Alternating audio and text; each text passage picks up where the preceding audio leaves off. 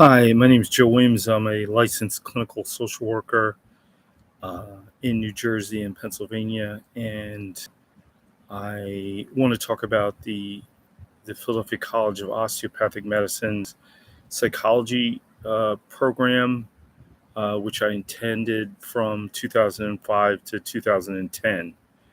Um, First of all, I live about a mile away from PCOM, and I actually have a long history with the institution because, for example, I have two. I don't like to use the term half older sisters, Pat and Brenda. Brenda is my father's daughter from a previous marriage. She lives in Germany because my father went to medical school at the University of Heidelberg, and I really don't know her. She doesn't speak English. And I spoke to her one time. But my mother also had a daughter named Pat, and she's Jamaican American. Her father was named Bert Myrie, and he was a DO, a doctor of osteopathy. He went to PCOM, and he died, I think, in the mid 1980s. He went to the University of Pennsylvania as an undergraduate, I believe, in the 1950s. He actually had a story that he told my sister. So I just heard about it indirectly. I actually never met him. But when he was an undergrad, he told her that one of the professors said, when he walked in the room, "I smell a nigger in the woodpile."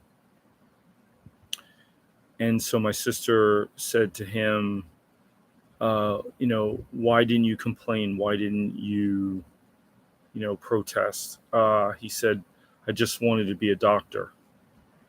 My next door neighbor, I live in a section of Philadelphia called Winfield. My next door neighbor's name was, he died. His name was Dr. Thomas Powell. He looked a little bit like Martin Luther King. In fact, he said one time he got assaulted in an airport because somebody mistook him for Martin Luther King. He was a surgeon. He also went to the University of Pennsylvania as an undergraduate and went to PCOM and became a surgeon. Then there is a guy who was my friend, but a bit of a falling out. But his father also went to PCOM, and he was a psychiatrist. And there were two guys. I went to Central High School, Philadelphia. There were two guys. One was named, or is named, I should say, Charles Bridges. And now he didn't go to PCOM, but his father went to PCOM. Charles Bridges, I think, was the youngest person to go to Harvard Medical School at the age of 18. He went through Harvard as an undergraduate, something like 2.5 years, got a SCD from MIT, and then there's another guy, I guess he's in his 60s at this point, but there's another guy's named Cato Lawrenson, if I'm pronouncing it correctly. His mother was a DO, and he went to Princeton as an undergrad. He also went to he and Charles both went to my high school. They're much older than I am, but I think Dr. Lawrenson got a National Medal of Freedom or a National Medal of Science from Barack Obama. Anyway, his mother went to PCOM, and Dr. Ethel Allen went to PCOM. So I always thought that PCOM was African American friendly. So it never really occurred to me. Then I had one of my favorite uncles, my Uncle Joe. In 1986, he was a bricklayer and he came home one day and he thought he'd had a heat stroke, but in all actuality, he had diabetes, and he did not realize. I think he was 56 years old, and he slipped into a coma, and the ambulance took him over to. At that time, PCOM actually had a hospital, and he died. He blood sugar over about 500. It's kind of interesting because I have to monitor my blood sugar now as well. So I started off. I was a teacher. Um, I had a master's degree. Well, I still have a master's degree from Cheney University in education, and I switched over to mental health. My father was a psychiatrist, so I'm quite familiar with mental health. And I went to PCOM, I believe, in 2003, 2004, and took Arthur Freeman, who passed away, died, I think last year. He had a CBT, cognitive behavioral therapy certification program, and he actually started PCOM psychology department, if I understand correctly. He wrote about 20 books. I jokingly thought, he was sort of a legend in his own mind because he would tell you all the people he knows. Well, and in fact, he did work with Aaron Beck, and I think he was a Adlerian type of person. I doubt he knew Alfred Adler, but anyway, it was a pretty good course. So, but I was working in community mental health at the Juvenile Justice Center at the time, and my supervisor told me that it's nice that I took the CBT certification, but that I would need a clinical degree. And so I said, well, PCOM's right there. It's a good school. I liked Arthur Freeman, seemed like, good guy. And as I mentioned, I've already had a lot of history with the institution, and it's a mile away. So I went there, and basically it was a very good program, like in terms of teaching cognitive behavioral therapy. I think it was called cognitive therapy at the time. I went there again between 2005 and 2010. And I remember the first day I went in, it must have been August 2005. On the first day, I was getting my picture done, and the head of the program asked me if I would be all right. And I said, I took it in the lightest way. The group that I was in, the class that I was in, I think had 62 people in it, all women, just me and one other guy. I don't even remember his name. Anyway, I started having experiences that made me feel a bit degraded. Like, for example, that first comment, I took it as being concerned about me. And I'm a little hesitant to use the names of the various professors because I'm not totally sure about defamation, although I'm telling the truth about my experience. And I'm not totally clear as to what I'm allowed to say in terms of defamation, libel, slander type stuff. I'd actually like to write about this topic, but and I think more broadly, what I'm interested in is what rights do students have? Graduate students, undergraduate students, high school students how much disrespect do they have to tolerate? How much disrespect does a student have to tolerate? So let me give you an example. I've got so many. I want to make sure that I hit on all of them. So there was that comment. I didn't mean anything to me at the time. Do you think you'll be okay? But then I took a class. I don't remember one of the first classes that I took. It was we had to write a short little paper on something involving psychology and how and sort of a political issue. That's all I sort of remember. And at the time, George Bush had just invaded Iraq, right? And I had attended some anti-war protests. I felt that the premise for invading Iraq was a lie, is all lies. There were no WMDs. And there was, Iraq had nothing to do with 9/11. So I found it really infuriating. So we were supposed to write at a minimum 2 pages for this little paper. And I wrote something like 20 plus pages on the impact of the invasion of Iraq on the Iraqi, in particular, children. I think it might have had to do with children.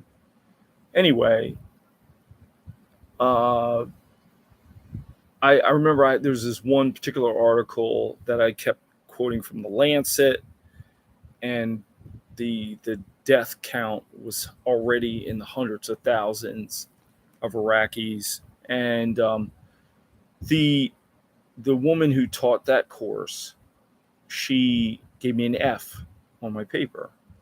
And she said I didn't use APA style. But I had an opportunity to rewrite the paper. But she also wanted me to not focus on Iraq, but to talk about war more broadly, which I thought was interesting. So I actually had to change my paper and talk about, and she actually gave me articles that she wanted me to include. Okay.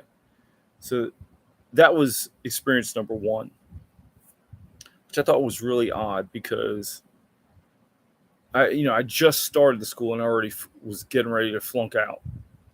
All right. So I changed the paper to the way she wanted it written, and I forgot what grade I got. I got a B or something like that. So then I took another class. I took 4 classes with one particular professor. And again, I'd like to name her. I don't know if I should name her. But anyway, in the first class, or maybe it was the second class I took with her, I looked at my grade. She gave me a B plus in the class. And I looked at my grades and I added them up and I, did the average or whatever. And I felt I got an A minus. I wasn't angry or anything like that. I just thought I calculated my grades differently and that she'd made a mistake. Because I did that, I think I emailed it to her or whatever. I was called in for a meeting. This was the first of several meetings that I would have to attend. And I was told that, and there were 3 professors present. And I think the professor in question came in for a moment, but I was reprimanded. Now, I've never had an experience like this in my entire life or since.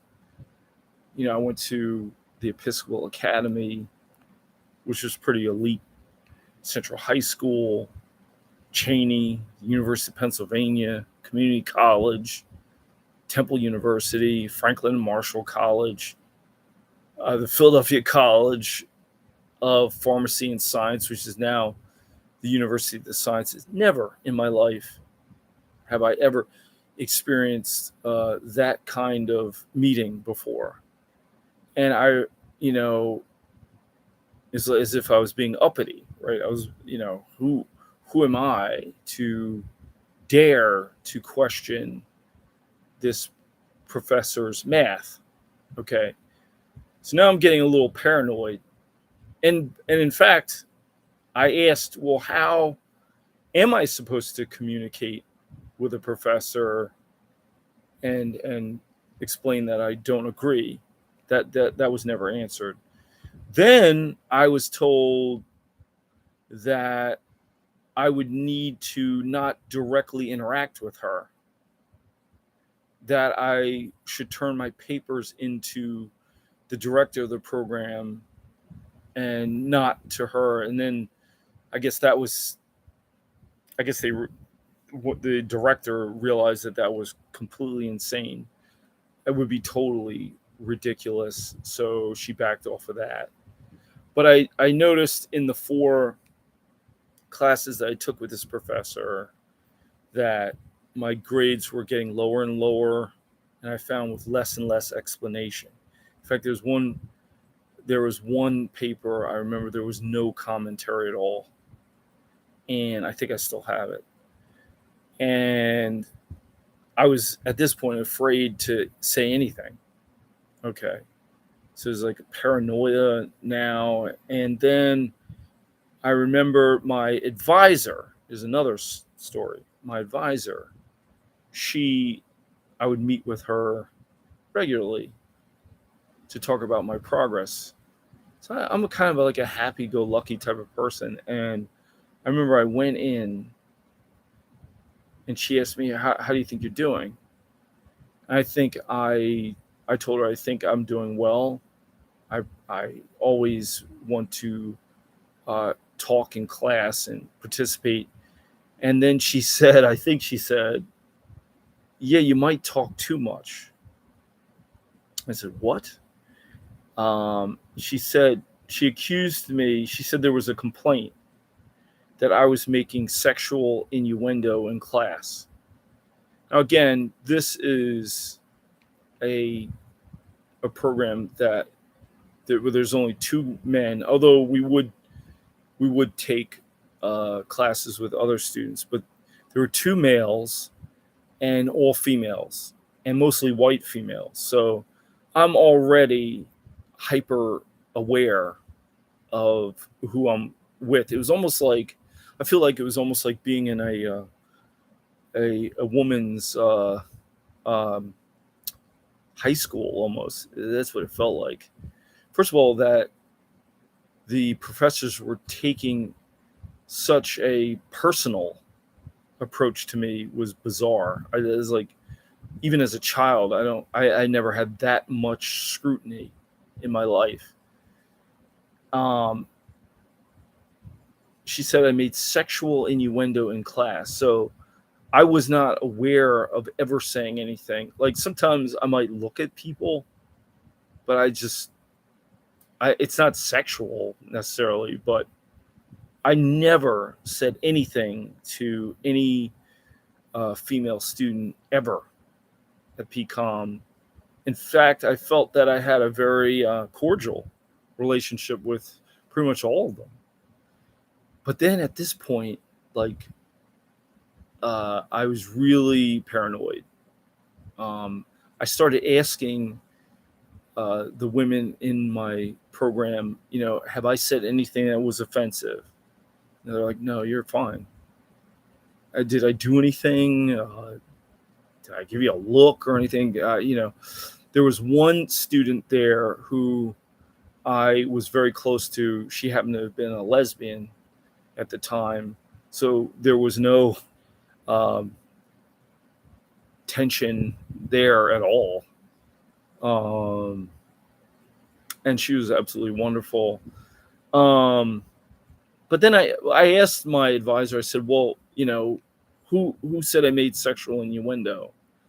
She she said, I don't believe it. I'm going to mention it to you. I don't believe it, but she's going to put it in my file. It's in my file. I don't know what I'm accused of saying, but it was important enough to mention. I have no right to defend myself, and maybe I could learn something. Maybe there were, if I knew what offended somebody, maybe I could find out what it was and do something about it. No, just know that you're accused of making sexual innuendo. Wow. Okay, so that's another thing. Then there was another incident. I was in a group therapy class, and as actually my advisor was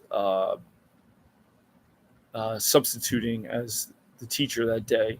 Now, I worked as a community, they call it like a mobile therapist or behavior specialist. At that time, I was only a mobile therapist in Philadelphia. And I worked with this one particular kid for about 4 years. Okay. Every week, saw him pretty much every week for 4 years. Okay. So I got to know his entire family. And like the nature of my job is, I go to the houses. We go to the house. I think it's a wonderful program. The wraparound program. This kid, he's amazing. He was a kind, wonderful human being. Long story short, his father had been murdered. His father had been incarcerated, and then right after he got out, he was murdered. So, and I met his father, and his older brother, who had a scholarship to college, ended up murdering his girlfriend's father, and simultaneously was murdered by the father. So they killed each other simultaneously and died. So I believe I just found out.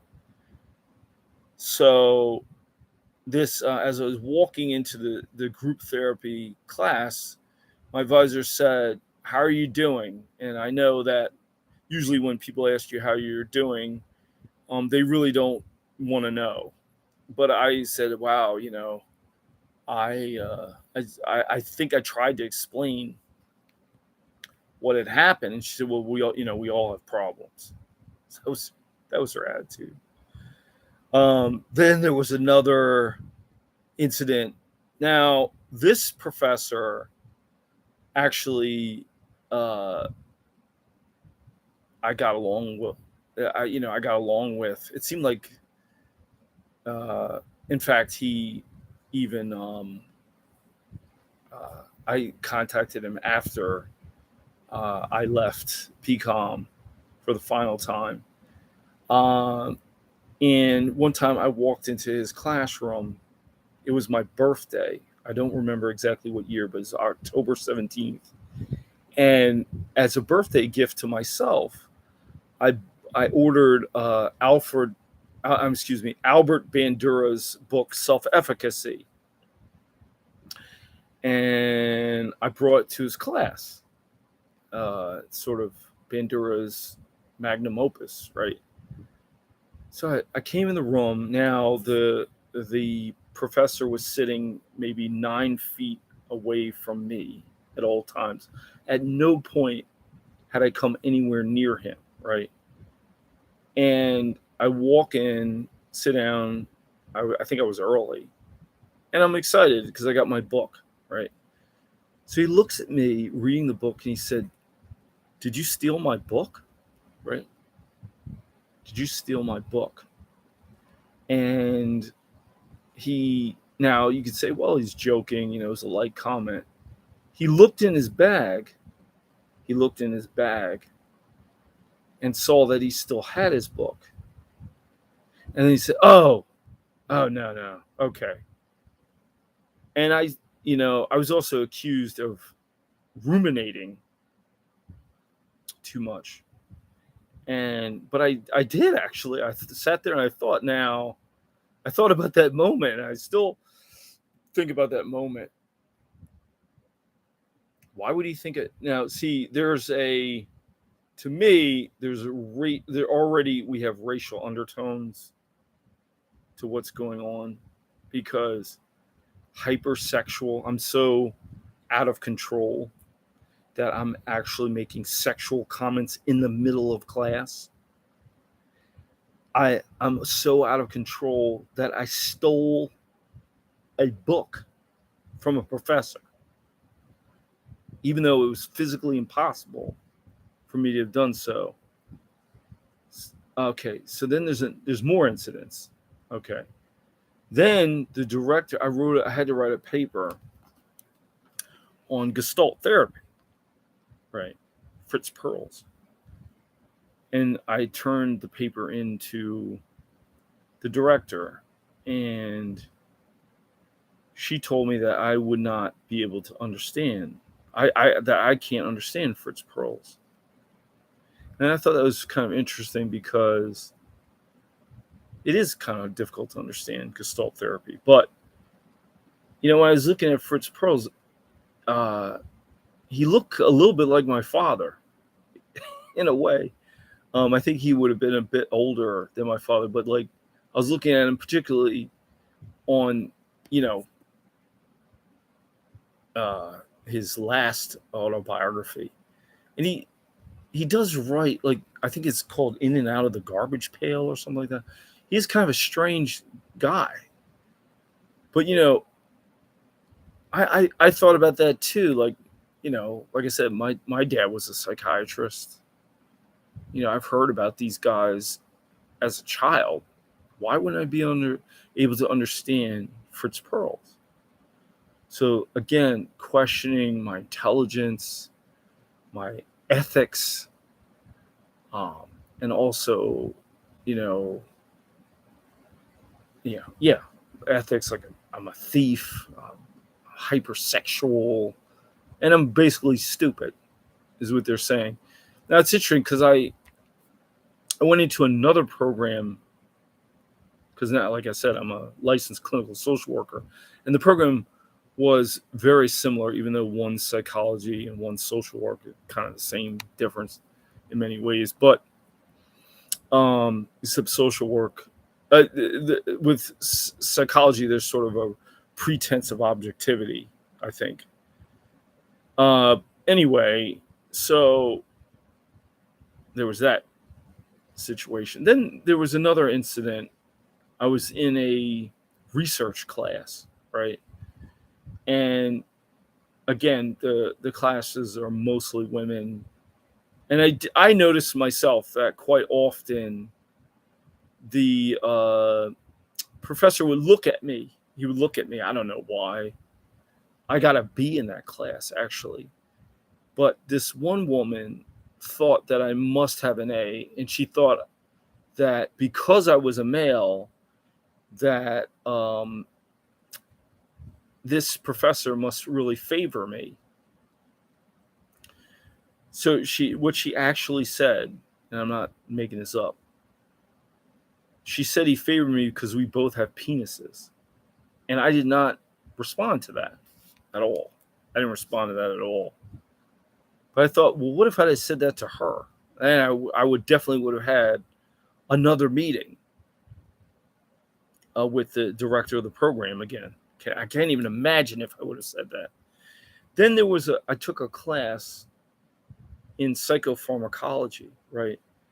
And the guy who was teaching that class, there was a Eastern European young woman sitting next to me, and he said to her, like right before the break, in front of the class, right, that her sweater fit her really well.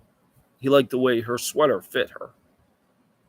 Now, maybe he didn't think there was anything inappropriate about that comment. She did.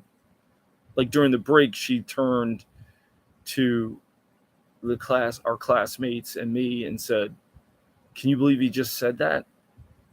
Now, I never said anything like that. I never said anything remotely like that, ever. So that's why I feel like I was a bit targeted. So then, um, so there were just a number of incidents like that. I found the school to be, if not center, maybe a little center right leaning, because I remember another class, the same professor who I got lower and lower grades with, she, I remember Tukey Williams was being executed, and she had no problem with that. I don't know if I thought for some reason psychology was this humane field, with you would think they'd be rather progressive people, psychologists, but not necessarily. I mean, psychologists were sort of involved with the torture program. And what's interesting to me too is psychology itself. Like if you don't want to say PCOM is racist, psychology has a pretty racist history. I actually like to, and pretty much like everything else, every other field, I should say. But I mean, uh, Stephen Jay Gould sort of wrote about it in The Mismeasure of Man, not sort of, definitely. And then he updated his book after the bell curve. I mean, that's a psychologist, Richard Herrnstein, right? But I met this guy. He was a professor at uh, Rutgers Camden. His name was Dr. William H. Tucker. You should check out his books, right? He wrote a book called The Science and Politics of Racial Research. And he goes through the hideous history of racism in psychology, from Raymond Cattell to Arthur Jensen to the bell curve. And this guy slips my memory. I actually have his book. There's a Canadian psychology professor who had 2 doctorates. He is about the most unhinged racist uh, I've ever heard. I don't know why. Oh, J. Philip Rushton. Look him up. I'm going to do more and more videos. So then, um, I actually was thrown out of the program. Then I argued my way back in. Then I was thrown out a second time. I actually completed all of the work, all of the work of this master's degree. I had to pass some kind of, uh, it was like a standardized patient, where we had to do like this session using, I believe it was CBT, where we had these standardized patients. And apparently I was not doing well on that. And then I had to write some kind of paper. At this point, I'm so defeated. Um, I was allowed back in the program. And then I was doing my practicum. So at this point, I'd done one practicum. That was another experience. The woman who was supposed to be my advisor in the practicum, she told me I reminded her of her dog. Isn't that nice? And then I had to do a second practicum. Now, I did violate the rule, uh, which a lot of students did. I took a practicum at the same place where I worked. But now I know some people actually, I know in a couple of schools I've gone to, they actually use their actual job as their practicum. And that's a definite no. You can't do that. But I did, like, I work with kids, and I was working with kids at a place called Community Council, and also a couple other agencies. But for my practicum, I was working in the adult wing. Okay, I was working with they call it the Adult Coping Clinic. And like 2 weeks before the end of my experience with PCOM, I was going to be hobbling across the the finish line, so to speak. I remember I was so happy. I came in. I brought like this whole big uh, box of box of Joe from Dunkin' Donuts, I believe. And I wanted to bring everybody munchkins and coffee and everything like that. And I remember the woman who was the manager of the adult coping clinic. Mind you, I'd been there from September, and then now it's like May. And she says to me, "Why are you here?" I said, "What? What do you mean?" And she's like, "Oh, you didn't get the email?" So then I look at the email and I find out that I'm under investigation. So now I'm really panicking. And I was taking some courses, and one was actually some courses I didn't even need to take. I already had but I wanted to take an IQ um, class on intelligence test. I frankly think I was treated horribly in that class too.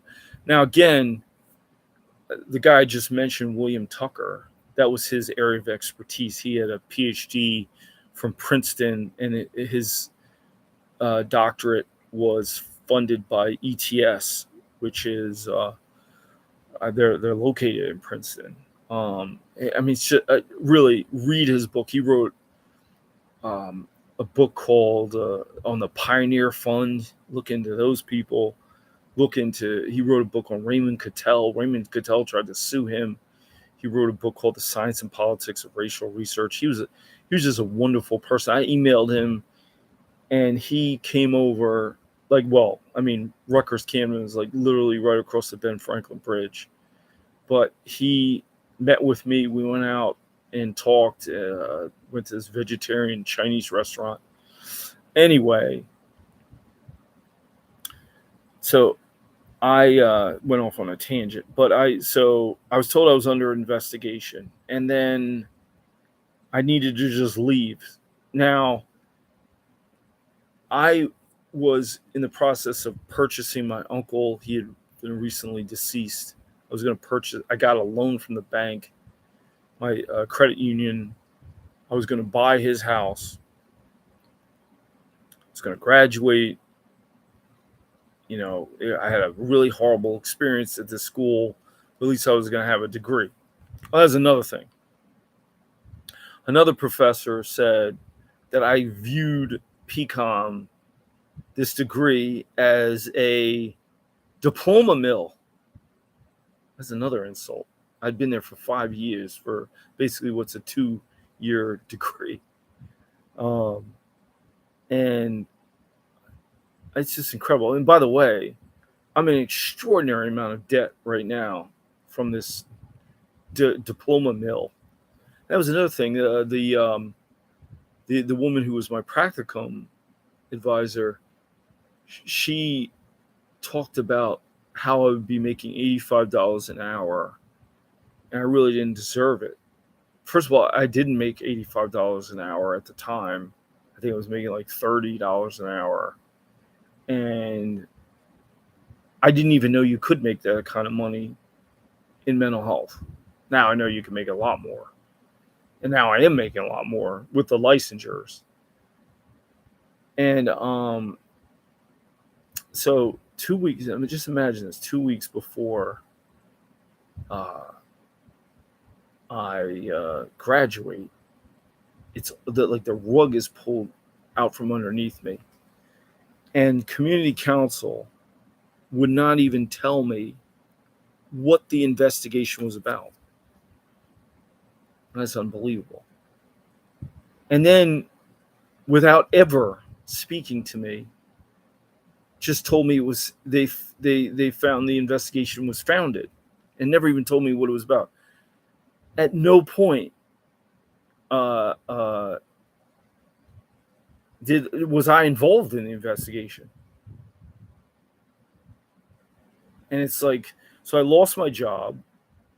because I lost my practicum, I couldn't get another one. So I failed the practicum after I spent 9-10 months there, whatever it is. Failed it. That's it. It's over. So that means I also failed out of PCOM. I tried to tell uh, the professor of the intelligence class, the intelligence testing class, could you give me an incomplete? Because first of all, I didn't even need the class. I didn't even need the class at all. No, she said, no. It's too bad. I was at this point panicking. I don't know if it's fair to say I was panicking, but I certainly was anxious. I couldn't concentrate. I couldn't write any papers anyway. So then, of course, I had like another meeting. And another thing that was really interesting is that I noticed that all of a sudden this investigation started because my advisor came back to my site a second time. She come the first time, but now she came a second time. So I lost everything. I couldn't, at this point, now I can't buy my uncle's house because I don't have a job. And I'm not going to get a degree. All I have is 95% of a degree. And no chance of getting a license. What am I going to do? It was devastating. It's absolutely devastating. And then there were a lot of other things going on in my life which were absolutely horrifying. I had to go get a lawyer. I got a lawyer after I'm already been kicked out. My uncle Gary left me an inheritance like $44,000. So I spent $4,000 some on this lawyer, and he spoke to the community council attorney, and they said I thought that maybe I was being investigated for some kind of billing or insurance fraud. Like that's the only thing I could think of, because frankly I didn't do anything. Not that I committed insurance fraud either, but that's what people usually, get in trouble for. So no, not at all. He told me that I was talking about sex too much. Once again, like supposedly I'm talking about sex in class. And then I was accused of having sex with the adult sister of a client. Now, I don't know how you prove a negative. I never had sex with anybody. Actually, full stop. I wasn't having sex with anybody, to be completely honest. Not in my personal life, and certainly not anyone related to anyone I worked with at all, ever. And I don't even know who made the accusation. There was one person, so I started racking my brain, thinking like, who would even say such a thing? And there was maybe one person, but I didn't even know if they had an older sister. If so, I never met the person. And it seems to me that if community council would have bothered to even talk to me for 5 minutes, we could have figured it out.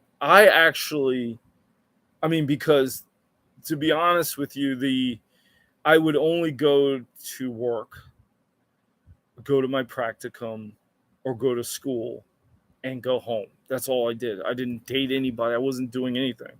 I was 100% focused on getting my degree. But it was all.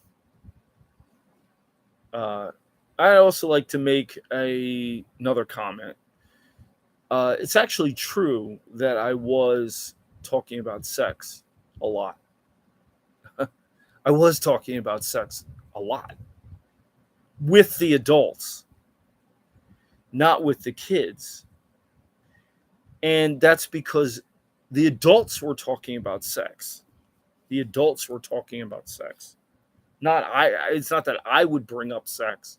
First of all, community council had an intake that was like a couple hundred. I mean, maybe not. Maybe that's an exaggeration. Maybe like 100 questions long.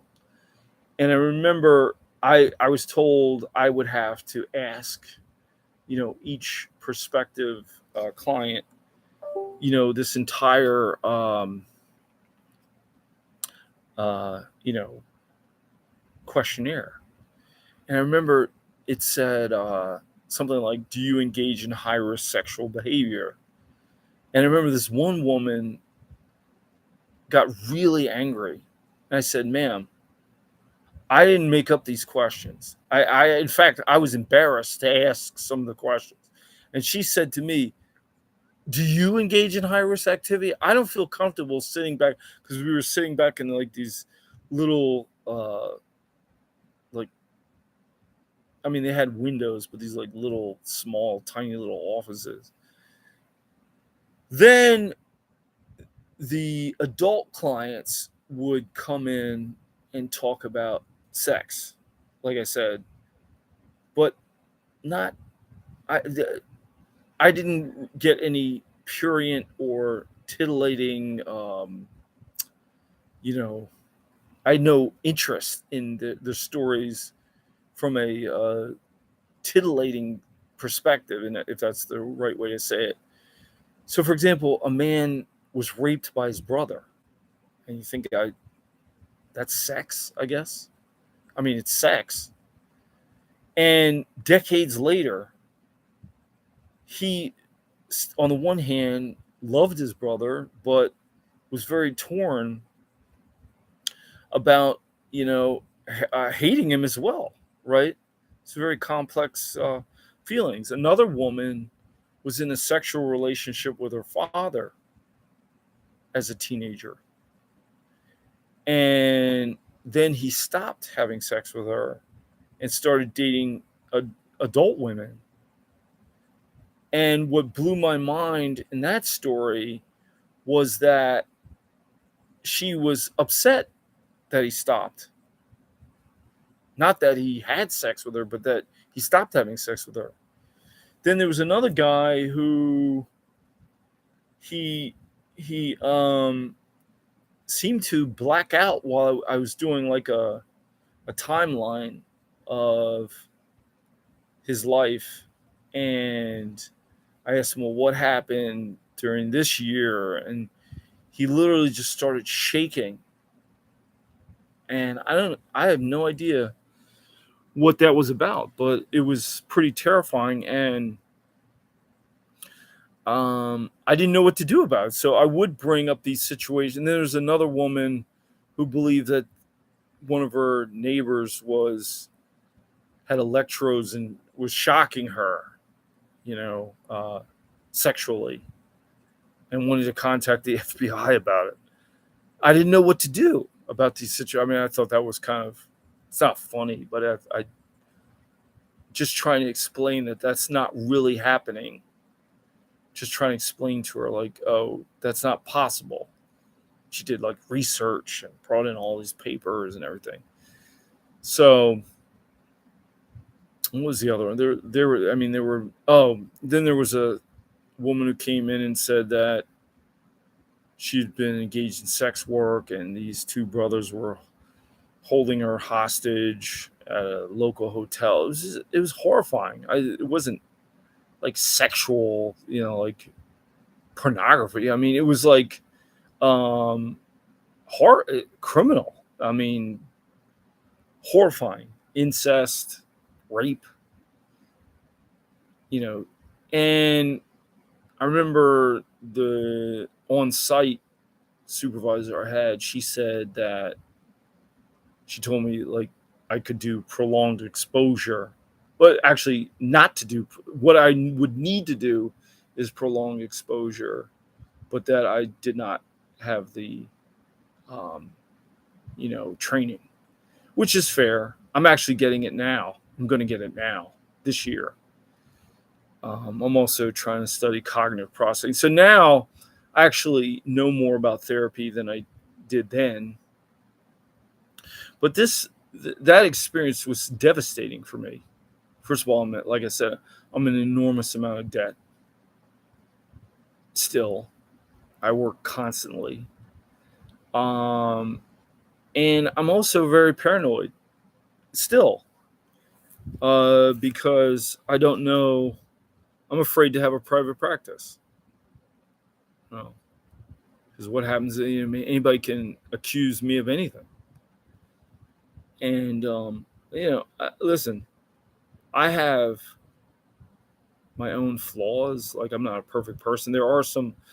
The thing is, there are legitimate criticisms. Like, I I I need to do my paperwork faster. I can do things better, but I think they went um, beyond. And in fact, I don't think a lot of the criticisms had anything to do with me personally. And I remember I went to a writer from the Philadelphia Inquirer. I'm not going to mention her name either, but uh, she talked to me for an hour. But then she talked to them, and they told her, well, it's more of he has a personal problem. It's my personal problem. I went to the ACLU. I went to the Pennsylvania Human Relations Commission. I went to the NAACP. There was a white attorney, and he said, well, um, if you have $35,000, and I went to other lawyers too, who said about the same thing. I would have to prove that I was treated differently than everybody else. How am I going to do that? How am I going to do that? So he's like, well, you might as well just go take a nice vacation. I was like, well, first of all, I don't have $35,000. And he said, well, black people have been through a lot more. And somehow, and he said, think of the doctors. So the black doctors who probably, like my sister's father, Bert. And, I do know that, for example, if you read Paul Robeson's book, Here I Stand, read about what he went through at Rutgers, still graduated valedictorian.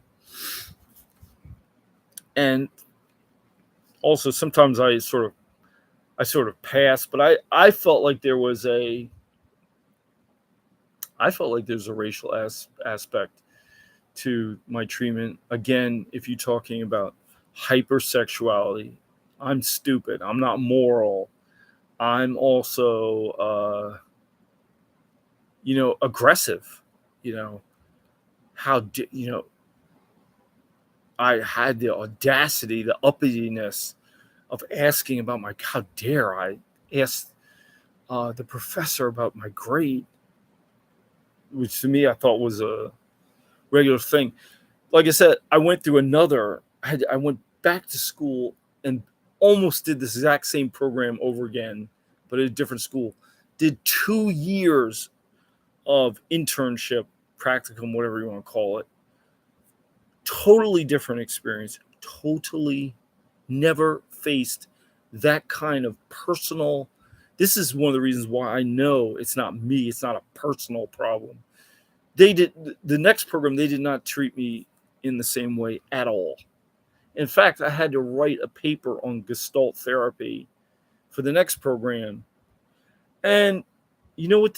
Instead of the professor telling me, "Oh, you can't understand Fritz Perls and Gestalt therapy," you know what he did? He showed me.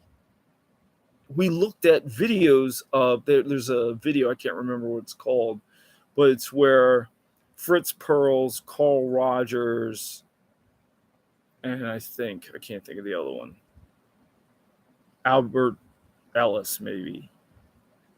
They all interview the same patient. And so you can see their different styles.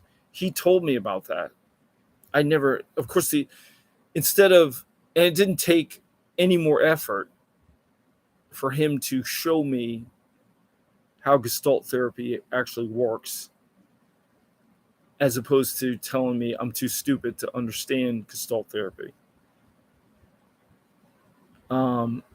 And then, Philadelphia is a city that's like half African American. I didn't feel that PCOM reflected the general population of the city, and certainly didn't reflect the people I worked with. I mean, and what about the faculty? So I forgot, I don't even remember how I found out about this. I contacted Drexel University.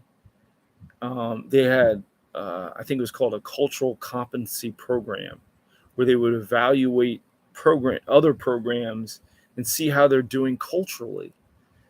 And I told the woman who answered me, and she said, "Oh, PCOM," like knowingly, right?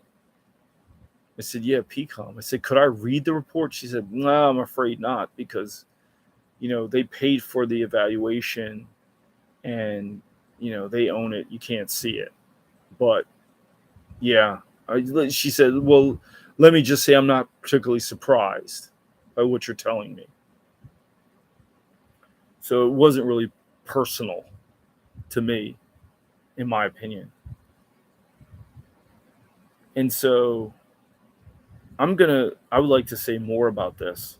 I like to keep talking about it, because I think that I don't see why does a graduate student have to feel humiliated, and why isn't there, what recourse is there?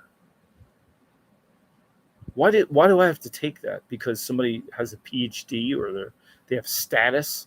It's kind of interesting too, because you know I'm viewed as aggressive in this situation. I have no power. I had like no power at all. I'm the student. They control whether I graduate, my grades. I have no what power do I have over them? There were three professors, and they would bring me into these meetings. I don't even know how many meetings I had to go into. But and the the the professors, I never had a personal conversation with any of them. I don't know them. The only time I ever interacted with them, maybe except for once, was for them to sit in these little meetings where there was this extreme power differential, and evaluate me, sit in judgment of me. It was terrible. I thought it was one of the most horrible experiences I've ever had, and I've had problems, not like this. Like when I went to the Episcopal Academy, I was on the honor roll. I mean, you don't get much more elite than EA. I mean, PCOMs. I mean, come on. And Central High School, I had I had some issues there, but nothing like this. And even at the University of Pennsylvania, maybe in the lab, I experienced some behavior, which I'd like to talk about that too, but nothing like PCOM. It was just unbelievable. I mean, and I'm gonna have to talk about this again. Oh, there was another thing. Remember when there was Hurricane Katrina, right? Now this isn't the professor's fault, but I remember my grandmother's house. She lived on 2626 New Orleans Street, New Orleans. I found out it was flooded. Like, you know, and I mentioned it. I was giving a talk, and I was like, wow, I mentioned my grandmother's house was flooded. And people started laughing. That was another thing, too.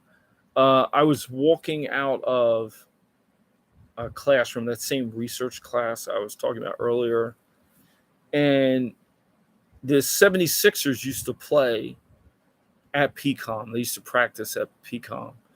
And I believe Allen Iverson was driving out in his Bentley. And I remember prior to being in the program, Dr. Freeman made a comment, like he was sick of seeing these NBA players driving around in these huge cars. But I was walking out with a woman. I think it's the same woman who explained why the professor liked me in particular, having to do with our anatomy, shared anatomy. And she said, I think I said, oh, Allen Iverson, he's so, his Bentley is so big that like his head was barely over the dashboard. I said, oh, look, there's Allen Iverson. And my classmate said, oh, he's a criminal. He's a criminal.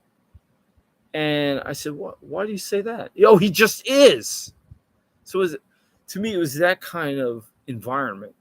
And then I remember in the intelligence class, this woman, she was like had all these tattoos and like earrings. Maybe that's what they think is sexual innuendo, because like I was looking at her. I mean, I was looking at her just like with the, and I overheard her talking about how she's a singer and all this stuff. She turned to me, like never said a word to me ever. She turned to me and said, "You better work." Like some kind, like what? I don't go around thinking about race or like I said, I'm usually happy-go-lucky, but at some point I was starting to get paranoid and like watching my back and everything else, like all kinds of feelings you should never have in a school, let alone graduate school. It's insane. And I remember another time there was in that same intelligence class, intelligence testing, psychometrics class, there was a black male and there was a white woman, and they were getting on the elevator, and I guess I was on the elevator too, and she just blurted out, "Are you going to kill me?" And he handled it really well, and just like, I don't even know why she said that. It was just so random, like apropos of nothing. And I just remember he calmed the situation down, like he didn't react at all. And she sounded crazy. But it's that kind of, to me, it's that kind of environment. And I'm going to try to talk about it some more. This has kind of been therapeutic for me. Thank you.